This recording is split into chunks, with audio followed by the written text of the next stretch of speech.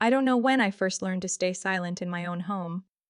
Maybe it was the year I turned 8, when my father called Ethan, the pride of the Langford legacy, while I stood holding a certificate for winning the statewide writing competition. Or maybe it was earlier when I realized every admiring gaze at the dinner table always landed on one person, and that person was never me. My family lived in the western suburbs of Stamford, Connecticut. A 2-story villa with a gray tiled roof, a neatly trimmed lawn, and warm golden lights lining the walkway every night. Everything looked perfect, at least from the outside. But inside it was a place where everything had to be proper controlled on brand. Every word was weighed, every glance scrutinized, and every action, if it didn't serve the Langford name, was considered a liability. My father, Marcus Langford, was the head of a well-known real estate group in the area. He was successful, no one could deny that. But with that success came a sharp, unforgiving ego. To him, emotions were secondary, and a person's worth was measured by achievement, specifically by what could be written into a shareholder speech. My mother, Evelyn, had once been an art history lecturer. She was gentle, tactful, and had a way of comforting me with old European fairy tales whenever I felt down. But around my father she seemed to vanish, not physically but spiritually. She became smaller, quieter, always looking to him before answering anything. I used to think she was afraid, but later I realized she had chosen silence to preserve what she called stability.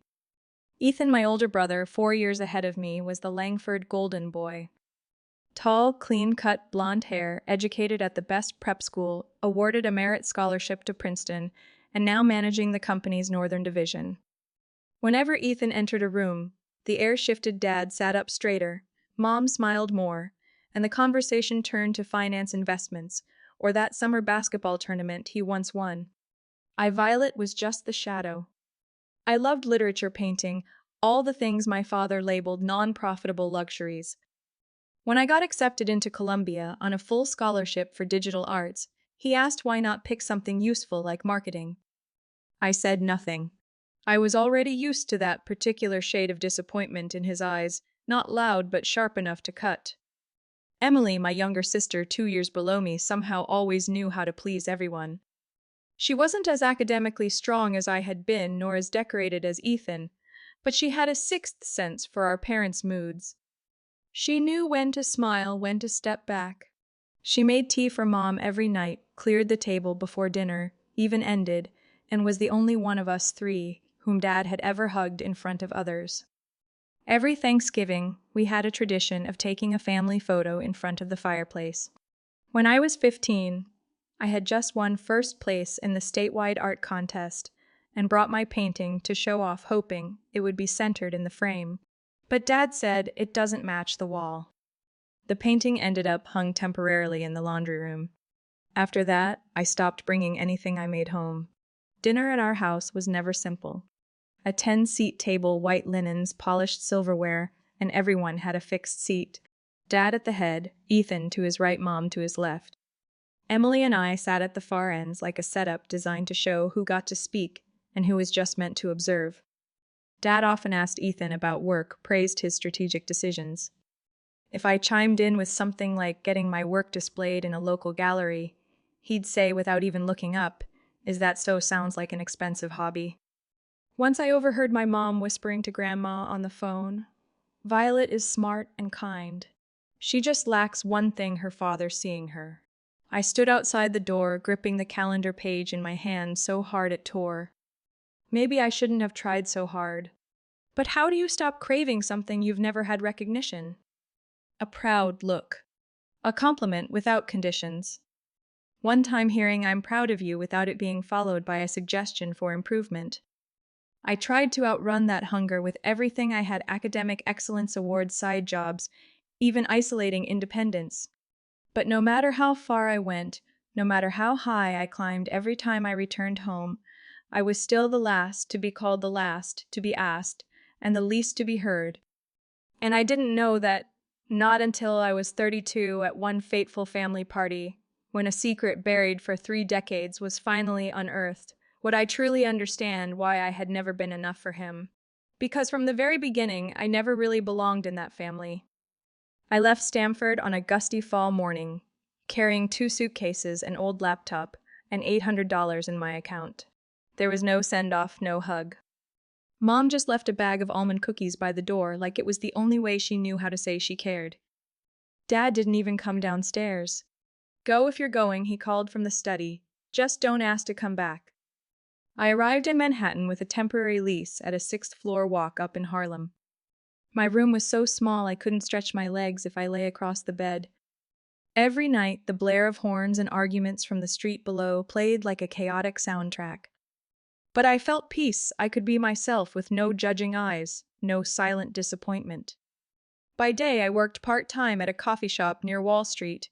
By night, I submitted R-S to every financial firm I could find. In the fourth week, I got an interview at Linton & Gray, a mid-sized asset management company. They needed a data analysis assistant. I had no experience, but I knew how to make a spreadsheet tell the story people wanted to hear. 6 months later, I was promoted. I started joining strategy meetings, forecasting market trends, refining risk models, and spotting gaps even senior teams missed. Small calls I made saved clients hundreds of thousands of dollars. No connections. No Langford name. By 30, I was the Northeast Investment Director at Linton & Gray, overseeing more than $100 million in assets, headlining a national symposium on sustainable finance trends.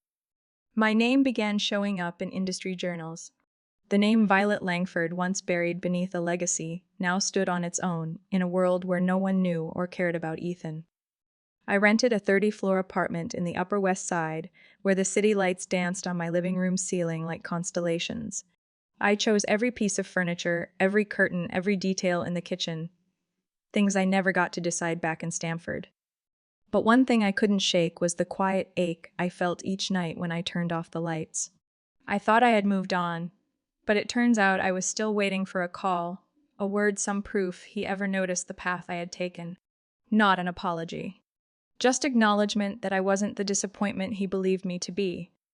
When I got a 6-figure bonus that second quarter, I knew I was about to do something my rational mind tried hard to stop. I bought a Mercedes-AMG in charcoal gray-brown leather interior bulletproof glass and a Burmester sound system, just like the one my father once admired at a Howard House party, saying a proper car for someone who deserves it. I scheduled it to be delivered to Stamford the day before Father's Day. That Friday afternoon, I rented a car and drove from Grand Central to the old family villa. Nothing had changed: the lawn trimmed to exactly 1 inch, the hydrangeas lining the fence, the dust-covered Mercury statue in the garden corner. I saw Ethan's car already there, his brand-new Range Rover gleaming under the sun.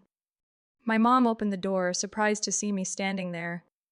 "You didn't call ahead," she murmured, her eyes dropping to the car keys in my hand. I smiled. "I have a gift for Dad. I want to give it to him in person."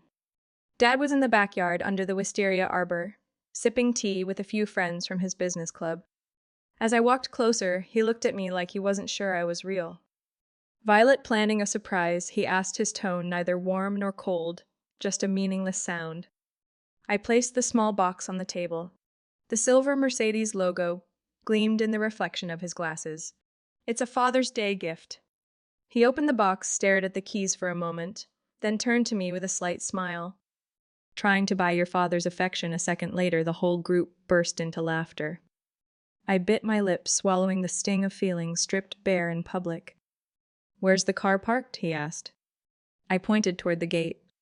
He stood up, walked over, ran his hands along the body, checked the tires, opened the door, and sat behind the wheel, evaluating it like an asset.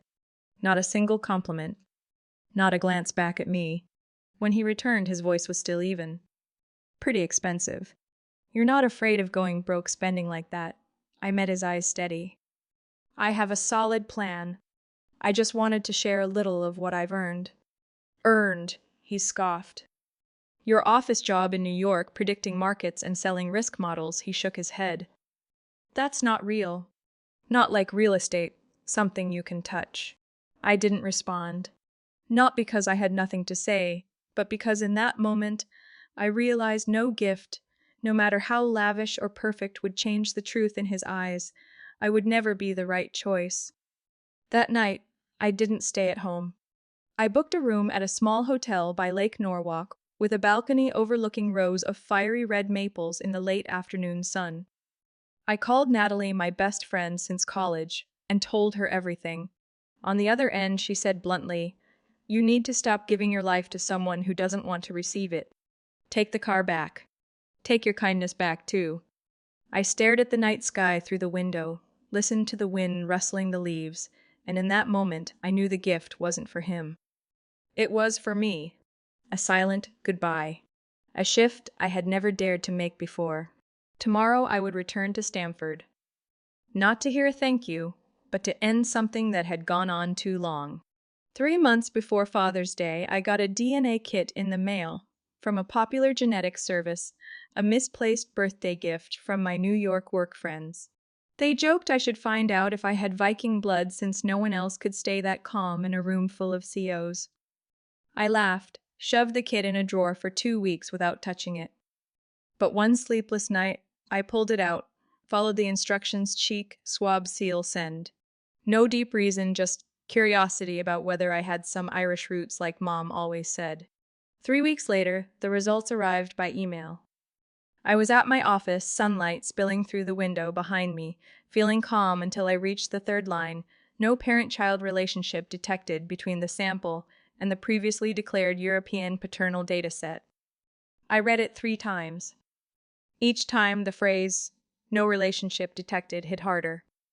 Dad wasn't my dad. Somehow, my entire genetic system rejected the story I had lived with for 32 years. I didn't leave the office all afternoon, just sat there staring at spreadsheets, client data, asset forecasts, all logical, all procedural, except me. That night, I drove to Stamford without calling ahead. I didn't plan to confront anyone. I just needed something tangible. A clue. An answer. When I arrived, everyone was asleep. I walked in using the old key. I still had the one I thought Dad would taken back long ago. The dim hallway light cast shadows on the family portraits lining the wall: Ethan in his graduation gown, Emily playing violin at a spring recital, and in the center the three of them on a yacht. I wasn't in it. I remembered I was in Singapore at a finance conference that year. I went into the second-floor bathroom. On the shelf was his hairbrush. Carefully, I pulled a few strands and sealed them in a small zip bag. No sound. No hesitation. The next evening, I mailed it to an independent lab in Long Island, discreet service. No ID required, just a case number. 10 days later, I got the email: no biological relation between sample A and sample B. Accuracy, 99.98%. I was in the cafe downstairs at work, holding a cappuccino I hadn't yet sipped. My phone screen trembled as I read the message, but my mind went blank. No tears. No cries. Just the terrifying silence of everything collapsing.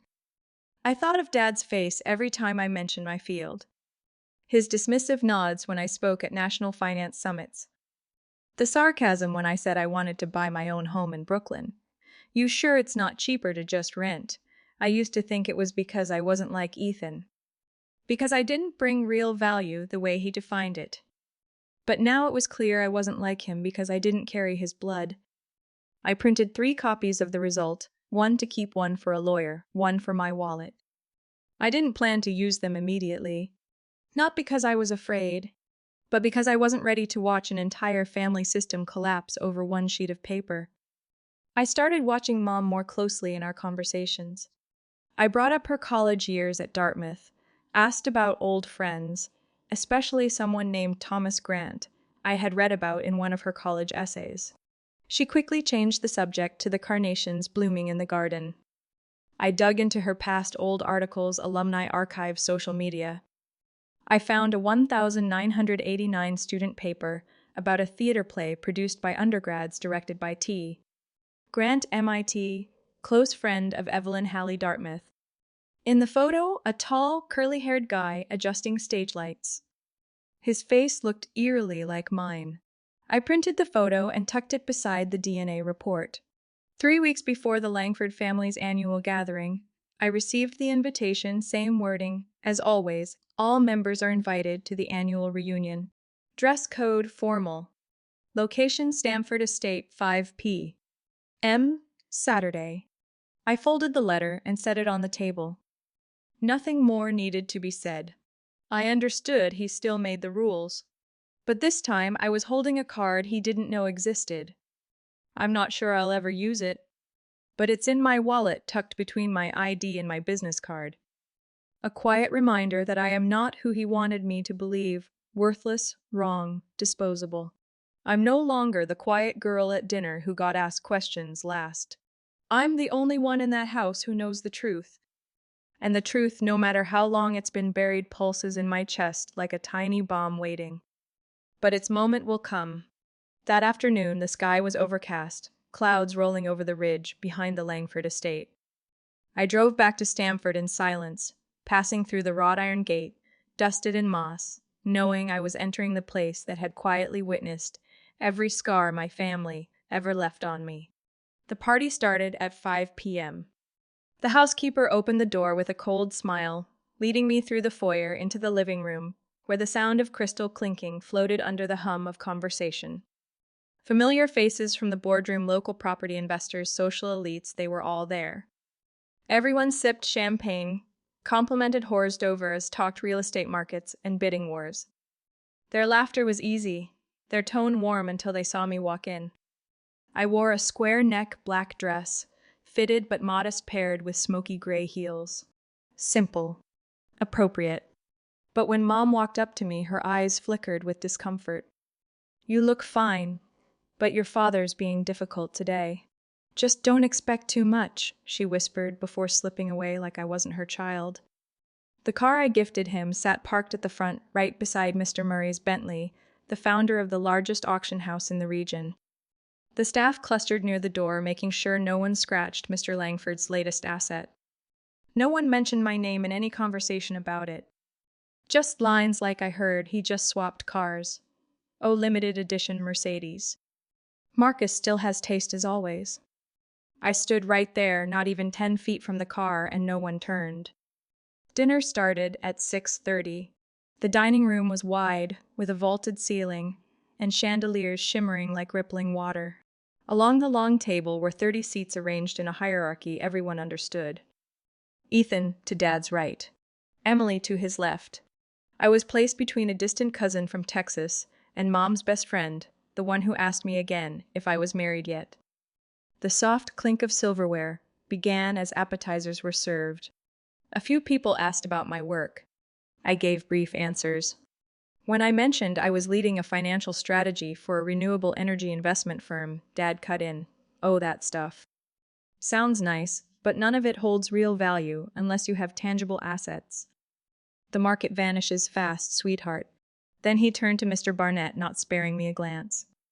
I smiled faintly, relaxed my shoulders, and focused on my glass of white wine. In my head, I silently repeated the lines printed on the document tucked inside my purse.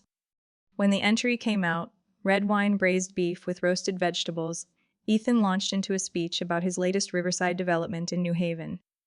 Dad nodded along, eyes gleaming. "Now that's Langford thinking," he declared, proudly, voice rising as if he were on stage. "Seeing potential where others only see swamp."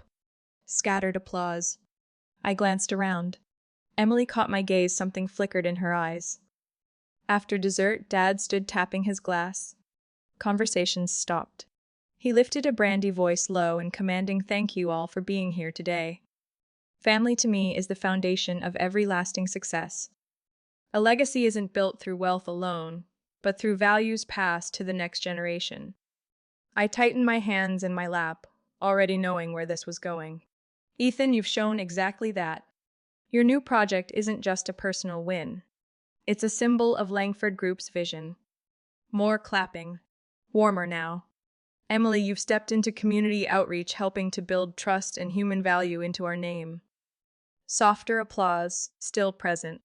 Then he looked at me. A pause. A twitch of his mouth. But instead of naming me, he raised his glass higher. "I'm proud of all my children, except those who've strayed, who chase fleeting accomplishments and build illusions, calling it success." No one spoke. The room froze like shattered glass. Mom set her hand lightly on the table. Emily stared at her plate. Ethan smiled. He didn't have to say my name. Everyone knew. I didn't flinch. I didn't need to. My blood had gone cold.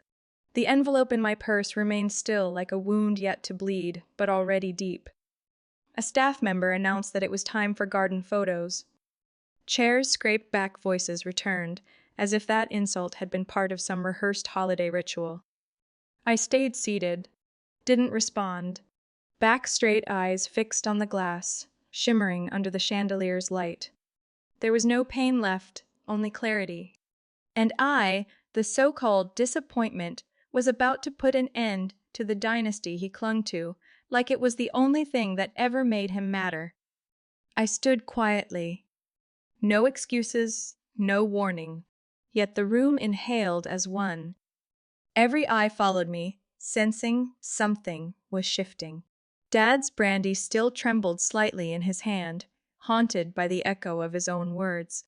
I scanned every face, Mom clutching her napkin, until her knuckles turned white, Emily frozen like a porcelain doll, and Ethan wearing that smug smile as if he'd just won again. But none of them knew what was coming. I pulled out my wallet and removed a perfectly folded cream envelope. The cold ink of the DNA report inside had become a companion these past weeks. No longer panic. It was power. It needed no explanation. Truth has its own weight. I walked to the head of the table where Dad sat on his ornate cherrywood chair like a king in his throne. I placed the envelope in front of him, light as air, then looked him straight in the eyes. Happy Father's Day. My voice wasn't loud. It didn't need to be. Each word cut with precision. The room fell silent again, watching, waiting, uncertain if they were witnessing a toast or a reckoning. He looked down at the envelope, brows furrowing. "What's this?" he asked, gaze still locked on mine. I didn't answer right away. I turned, scanning the room, then spoke loud enough that no one could pretend they didn't hear. "It's a DNA test. It confirms I have no biological connection to Marcus Langford." The air cracked like broken glass. A few gasps, a couple whispers, but no movement. No laughter. No rescue except for Dad. He stayed still for a moment. Fingers touched the envelope but didn't open it. He pushed it away like it burned. His face twisted, then smoothed an expression of a man who had lost control but wasn't ready to admit defeat. Mom rose, meaning to reach for me, but I lifted one hand. Stopped her cold. "I don't blame you, Mom," I said, "at least not right now. As for Dad or Marcus, he can keep making excuses, say I ruined the party, hire a lawyer, even burn that paper. But the truth is still here, in front of everyone." He pulled his hand back, leaned against the chair, eyes narrowing. "You think this is a win?" I smiled, the kind of smile I'd never allowed myself to use with him before. "No, this is release." I turned. No one stopped me. Emily stared, pale as paper. Ethan remained seated, shoulders tense. And my mother, for once, she didn't avert her gaze. Her eyes met mine, silent, full of tears. I walked out of that mansion, past the hallway where I used to sneak in after tutoring sessions, hoping someone might ask how my day was. Past the door, I stood behind for an entire winter in 11th grade, listening to see if Dad ever spoke my name with pride. No wind. No sound. Just the steady click of my heels on cold stone. The Mercedes waited at the edge of the driveway, quiet. A soft glow from the rearview mirror cast a faint path of gold. I opened the door and slid into the driver's seat. The spare key was still in my wallet. I pressed start. The engine hummed soft as a wool blanket pulled over an old bruise. I reversed slowly. As I checked the mirror, the front door opened. A figure rushed down the steps, Marcus. In his hand was the opened envelope, the paper trembling with his grip. His mouth moved, but the engine swallowed his voice. I looked forward, drove out of the estate, out of the name Langford. Rain started to fall gently as I merged onto the highway. Each drop tapped the windshield like a distant drumbeat, marking the moment I left behind a tired role I'd played too long. No applause. No music. Just a woman steering away from a place that had always treated her like a malfunction. On the dashboard, my phone buzzed nonstop. Emily calling, Mom calling, unknown number. I silenced it. Didn't shut it off. Just not ready. I had something more important to do, drive forward, with the dignity they denied me, the truth they tried to bury, and the self-respect I had reclaimed. Not borrowed. Not begged for. Not regretted. Just me stepping out of the past, hands on the wheel, eyes set on a road, free from judgment. I reached the hotel in Norwalk around 9 p.m. The ocean wind slapped the balcony like fate's slow, overdue applause. My phone showed 12 missed calls, 6 texts, and 3 emails. Each name that popped up was a chapter I no longer cared to open. I didn't read them right away. I just placed the phone on the desk, poured a glass of cold water, and stared at the ink-black sea. Near midnight, the phone rang again. Emily. I let it ring 3 times, then answered. Her voice was tiny, like a whisper from a mosquito. Are you okay, yeah? How's the house? Chaos. Dad smashed his office door, ordered the staff to kick everyone out, then called his lawyer. Mom locked herself in the bedroom, lights off. Hasn't come out since you left. I listened. Didn't interrupt. Ethan said, he'll sue you for defaming Dad publicly. And Dad's calling it character assassination. You know, he was shaking so hard holding that paper, but still tried to act like it was fake. I let out a soft laugh. Not from satisfaction. Just the absurdity of watching the man who had controlled everything, now unable to stop the truth flowing from a single sheet of paper. What about you? I asked. Me, I just feel bad for you. You should have known this a long time ago. A pause. Her sigh drifted through the line like a mirror cracking under pressure. Violet, Mom messaged me. She said she wants to talk to you. Just you two. Mom's message came the next morning. Neat as her childhood birthday emails. Can you meet me this afternoon? Not at home. The Fallow Inn, 3 p.m. I arrived on time. The cafe was quiet, tucked in the historic streets of New Canaan. Mom sat in a corner wearing a pale gray sweater, no makeup, looking exhausted, like someone who had just lived through a sunless winter. She didn't begin with an apology. No roundabout phrases. Just a sigh, then a photo on the table. A young woman, her face familiar, softer than now, stood beside a man I didn't recognize. Tall, dark hair, kind eyes. Behind them, Dartmouth in spring flags, peeking through maple trees. Thomas McKenna. MIT. Mechanical engineering. We met sophomore year. I didn't ask. She told me anyway, voice even measured like a report edited too many times. I loved him. So much. But your grandparents disapproved. Wrong class. No stable future. Why choose a guy who builds robots over one who builds a legacy I obeyed? Cut him off. A month later, I met Marcus Langford at a charity fundraiser. He was assertive. Impressed the adults made me feel valuable again. And when you found out you were pregnant, you thought it was Marcus's? She shook her head. Eyes distant. I knew. From the start. It couldn't be. But he accepted it. I'll treat the child as my own, he said. Then added a condition: no one ever finds out. Especially not her. I stayed silent. The storm inside me calmed faster than I expected. Mom clenched her hands. Voice trembling, I was wrong to agree. Wrong to let you grow up in that house unprotected. But every time I wanted to tell you, I was scared. Scared Marcus would kick you out. Scared Ethan and Emily would see you differently. Scared I'd lose what little family I had left. So all the distance, the comparisons, they were his punishment for being living proof of your mistake. She didn't deny it. Her eyes blurred. One tear slid down the photo. Have you contacted him? I asked hollow. No. He moved to California after graduation. Started an engineering firm, got married. I checked in from a distance, through alumni updates. But I never reached out. So he doesn't know he has a daughter.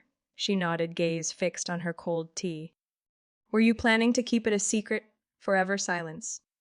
It wasn't because I didn't love you, Violet. I was just a coward. I didn't cry. Didn't blame. I just felt a door sealed for 30 years begin to open. Not to light, but to a space filled with fear, silent choices, and love too weak to fight prejudice. I slipped the photo into my coat pocket. I'm going to find him. Not to demand anything. Just to know. She said nothing more. As I left, she remained seated small, like someone who had finally let go of the last anchor in a storm she created. I found him through an old alumni post from MIT linked to his company McKenna Solutions, based in Palo Alto. It took me nearly an hour to write the message, deleting, rewriting, deleting again, until it was just 8 simple lines. Dear Mr. Thomas, my name is Violet Langford. I recently discovered our biological connection through information shared by my mother, Evelyn Halley. I have no intention of disrupting your life. I only hope to begin an honest conversation. If you feel open to it, I'd be grateful to hear from you. 3 days later, he replied. Polite. Brief. No question marks. Violet, I just read your letter. This news is truly unexpected. I need time to process and think it over. But I'm not closing this door. I'll be in touch soon. There was nothing emotional in those words. Yet that final line, I'm not closing this door, brought tears to my eyes right there in the office while I was prepping a presentation for our Northeast investment chain. The next week, I received another email. He'd be in New York for an environmental tech conference and had a few free hours on Thursday afternoon. If I was open to it, we could meet at the Willow House Cafe, just 4 blocks from Linton and Gray's headquarters. I arrived 15 minutes early. It was drizzling outside, the air filled with the scent of damp earth and fallen leaves. I sat near the window, clutching my coffee cup. He walked in right on time, blue-gray shirt, neatly combed salt and pepper hair, steady gaze. His face carried familiar lines, a straight nose, the way his mouth curved slightly, while thinking eerily similar to mine. We greeted each other with a handshake. No hug, no tears. Just 2 strangers trying to piece together something no one had ever taught us how to fix. My mother said you never knew. I began. He nodded. I truly didn't. Evelyn vanished quickly after that summer. I wrote to her, but never heard back. Then I graduated, relocated, and work just swept me away. I had no reason to suspect. But now. He paused, exhaled softly, then added, his voice gentler. I loved her once. Deeply. Maybe a part of me never stopped. We sat there for nearly 2 hours. We didn't go too deep. No digging into wounds. Just sharing the present. He talked about his company, his 3 children, college and high school students. None of them knew about me yet, but he promised to start the conversation step by step. When we parted, he touched my hand briefly. No drama, no overdoing it. Thank you for having the courage to find me. Not everyone could have done that. I smiled and stepped outside. The rain had stopped. Water puddles on the sidewalk reflected the traffic lights, like fading memories being gently wiped clean. I didn't expect a father-daughter bond to bloom overnight. No illusions of holiday reunions or cozy dinners. But something had shifted. For the first time, my roots didn't feel like a blur. I came from a connection that had once been severed, but not denied.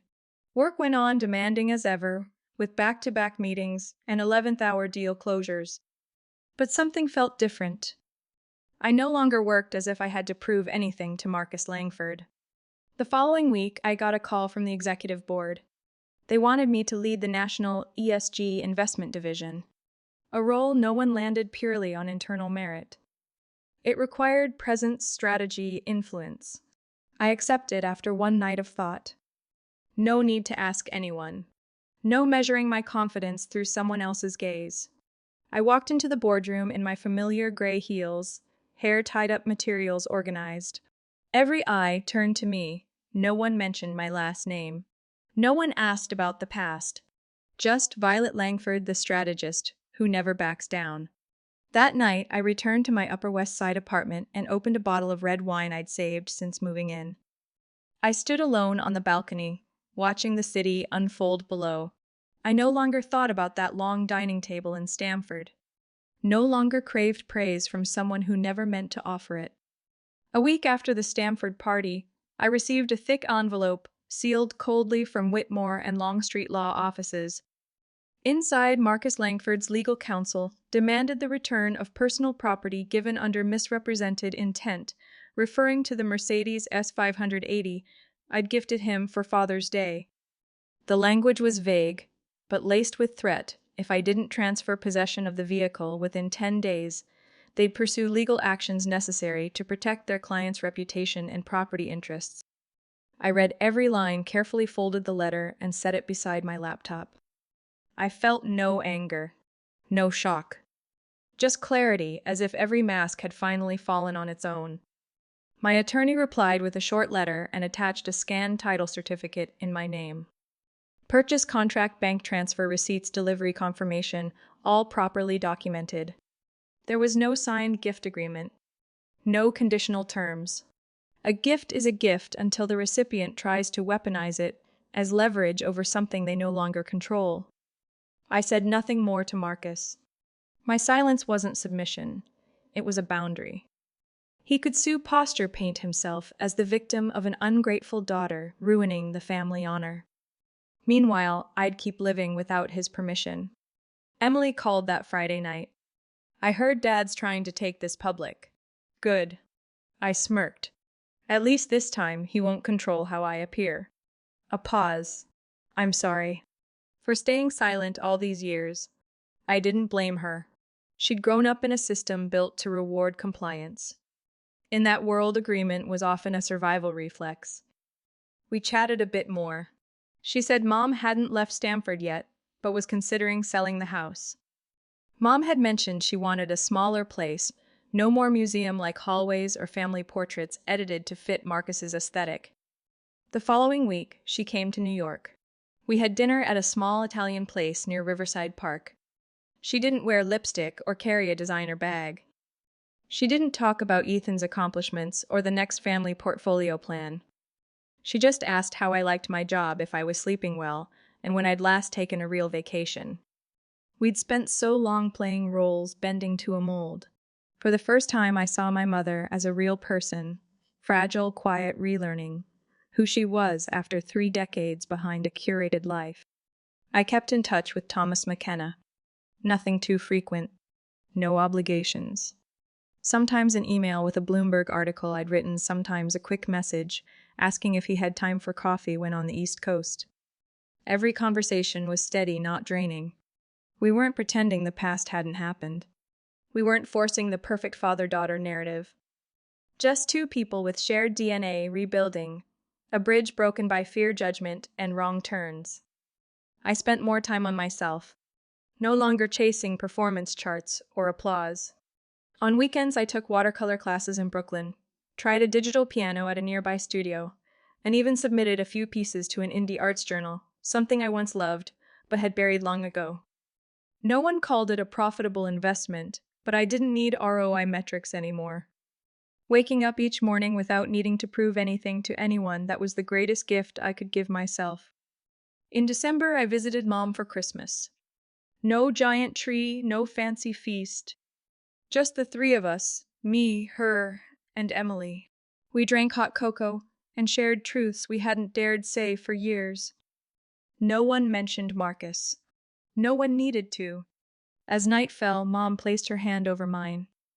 I used to think family was something you had to keep. Now I know it's where people choose to stay. I looked out the window. Snow had started to fall. And in that moment, I thought about all the people who'd been forced into roles that didn't fit just to please someone who never truly loved them. They weren't failures. They were simply learning how to step out of someone else's story and finally write their own. Family isn't always the place we're born into. It's the place where we can sit down without a role to play, without needing an explanation, and still be seen through eyes that don't judge. She used to be the shadow of a glamorous Langford name. Now she doesn't belong to them anymore. Violet's story is a powerful reminder that no one is obligated to spend their life seeking approval from those who never truly loved them. In real life, Many people grow up feeling emotionally deprived, chasing every standard just to feel seen. But real healing begins the moment they dare to ask questions, to walk away, and to build a life on their own terms. True family isn't where you come from, it's the place that lets you be yourself unconditionally. What do you think about Violet's decision? Would you be brave enough to do the same? If it were you, share your thoughts in the comments, and don't forget to follow the channel for more moving and heartfelt family stories.